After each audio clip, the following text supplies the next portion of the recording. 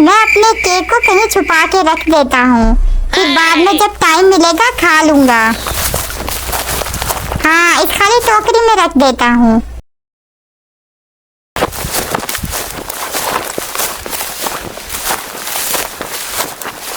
अरे केक, ये तो टेस्टी लग रहा है।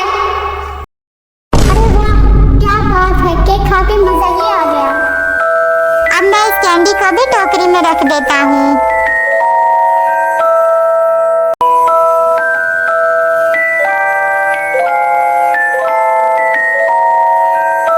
अरे वाह, ये कैंडी तो बहुत मजे की है।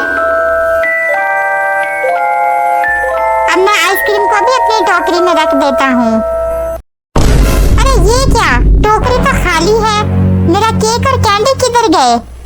इसको डाल कर देखता हूँ। अरे वाह, आइसक्रीम। अच्छा, तो चुड़ैल आंटी ये तुम हो। मैं अभी मजा चखाता हूँ कैसे किसी की चीजें खाते हैं।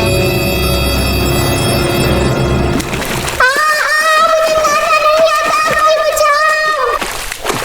अब आंटी आपको समझ आई किसी की चीजें नहीं खाते।